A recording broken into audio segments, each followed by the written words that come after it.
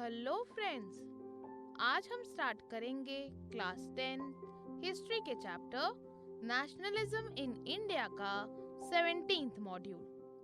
Friends, पिछले module में हमने पढ़ना स्टार्ट किया था the limits of civil disobedience. Friends, आज इस मॉड्यूल में हम इसी टॉपिक को और डिटेल में जानेंगे।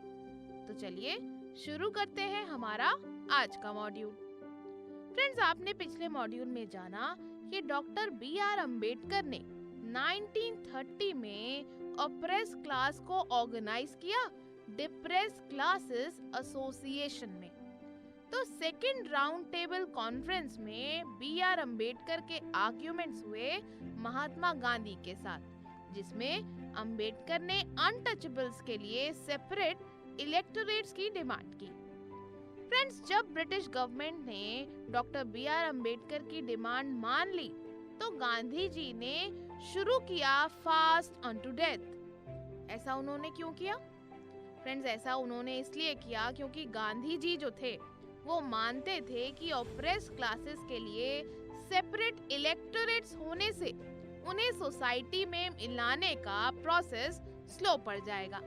यानी जो हम इक्वल राइट्स की यूनिटी की बात कर रहे थे, गांधी जी के अकॉर्डिंग अगर उनके लिए सेपरेट सीट रखी जाएंगी, सेपरेट इलेक्टोरेट्स होगा, तो फिर क्या होगा? गांधी जी सोचते थे कि इससे क्या होगा कि सोसाइटी में जो इक्वालिटी की बात कर रहे थे, सोसाइटी में सारे क्लासेस को मिलाने की बात कर रहे थे, वो प्रोसेस स्लो पड़ जाएगा।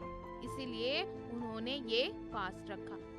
Friends, doctor B R. अम्बेडकर ने अल्टीमेटली गांधी जी की बात मानी और इसका रिजल्ट ये निकला कि सितंबर 1932 में, जी हाँ, सितंबर 1932 में गांधी जी और डॉक्टर बी.आर. अम्बेडकर ने साइन किया पूना पैक्ट। क्या साइन किया?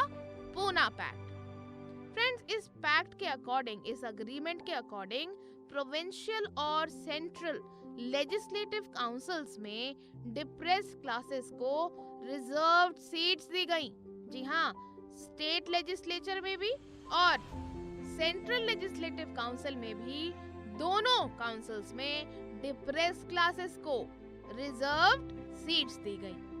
फ्रेंड्स, इन डिप्रेस क्लासेस को बाद में शेड्यूल्ड कास्ट के नाम से जाना गया। फ्रेंड्स, इन डिप्रेस क्लासेस को रिजर्व्ड सीट्स तो मिली, लेकिन वोटिंग उन्हें जनरल इलेक्टोरेट से ही करनी थी। यानी सेपरेट इलेक्टोरेट नहीं बनाया गया, सिर्फ रिजर्व्ड सीट्स दी गई, सेपरेट इलेक्टोरेट नहीं बनाया गया। लेकिन फिर भी ऑप्रेस क्लासेस के जो मूवमेंट थे वो कांग्रेस द्वारा चलाए जा रहे नेशनल मूवमेंट से बहुत ज्यादा वरिड थे। तो फ्रेंड्स, ये थे सिविल डिसोबीडियंस के जो लिमिटेशन थे, उनमें से पहला लिमिटेशन था ये। ठीक है, समझ आया? फ्रेंड्स, अब हमने पहली लिमिटेशन तो देख ली।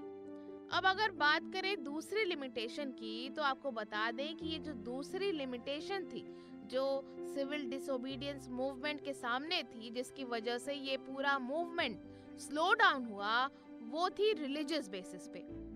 फ्रेंड्स, सिविल डिसोबीडियंस मूवमेंट में इंडिया के कुछ मुस्लिम पॉलिटिकल ऑर्गेनाइजेशंस का रिस्पांस भी ल्यूकवार्म ही था, मतलब ठंडा था, बहुत ज्यादा एंथुसियास्टिक नहीं थे कुछ मुस्लिम political organisations.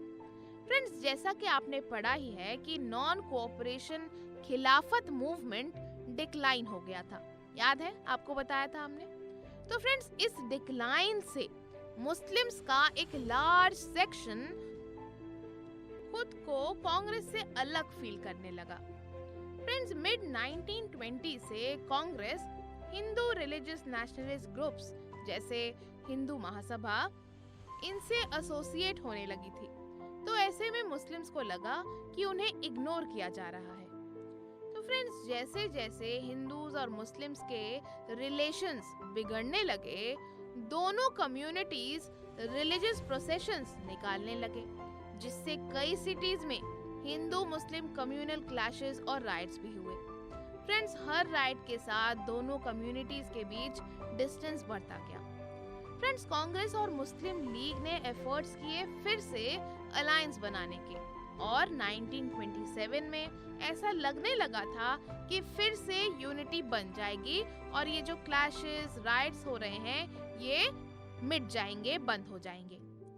Friends, important differences इस क्वेश्चन पर थे कि फ्यूचर में जो असेंबलीज इलेक्ट होनी है उनमें रिप्रेजेंटेशन किस तरह से हो। फ्रेंड्स, मुस्लिम लीग के लीडर्स में से एक लीडर मोहम्मद अली जिन्ना ने कहा कि वो अपनी सेपरेट इलेक्टोरेट्स की डिमांड छोड़ देंगे अगर सेंट्रल असेंबली में मुस्लिम्स को रिजर्व्ड सीट्स दी जाए तो, और साथ ही जो मुस्लिम डोमिनेटेड प्रोविंसेस हैं जैसे बंगाल और पंजाब, ऐसे प्रोविंसेस में, ऐसे स्टेट्स में उन्हें मुस्लिम पॉपुलेशन के प्रपोर्शन में रिप्रेजेंटेशन मिले तो वो सेपरेट इलेक्टोरेट्स की डिमांड छोड़ देंगे।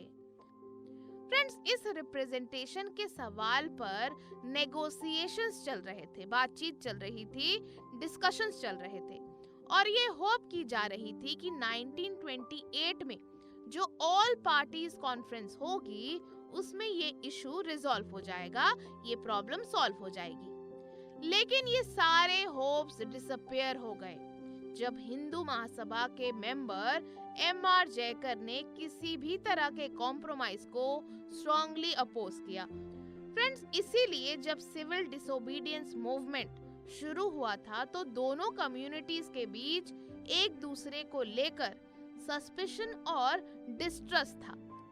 फ्रेंड्स, मुस्लिम्स के लार्ज सेक्शंस जो कांग्रेस से अलग हो गए थे वो यूनाइटेड स्ट्रगल में रिस्पॉन्ड नहीं कर सके।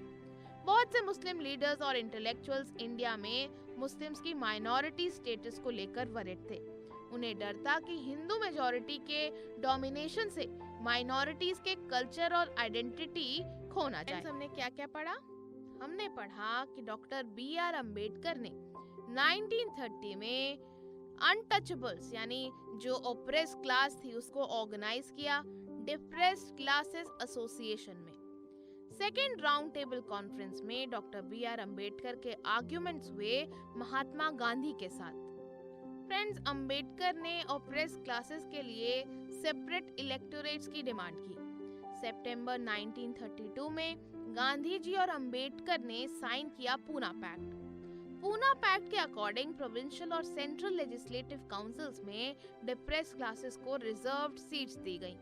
इन डिप्रेस्ड क्लासेस को बाद में शेड्यूल कास्ट के नाम से जाना गया।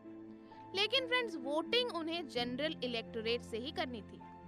नॉन कोऑपरेशन खिलाफत मूवमेंट डिक्लाइन होने से मुस्लिम्स का एक लार्ज सेक्शन खुद को कांग्रेस से अलग फील करने लगा। फ्रेंड्स, मोहम्मद अली जिन्ना ने कहा कि वो अपनी सेपरेट इलेक्टोरेट्स की डिमांड छोड़ देंगे अगर सेंट्रल असेंबली में मुस्लिम्स को रिजर्व्ड सीट्स दी जाएं और मुस्लिम डोमिनेटेड प्रोविंसेस जैसे बंगाल और पंजाब, इन जगह पर उन्हें मुस्लिम पॉपुलेशन के प्रपोर्शन में रिप्रेजेंटेशन मिले।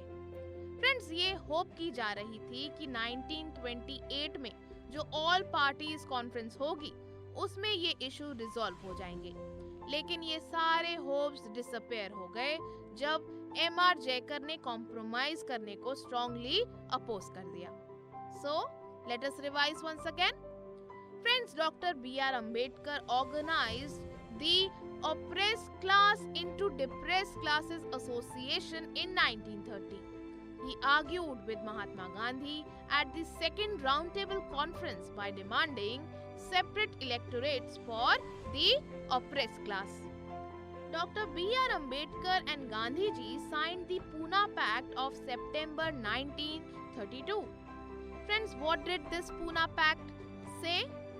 Actually, it gave the depressed classes, later to be known as the scheduled caste, reserved seats in provincial and central legislative councils.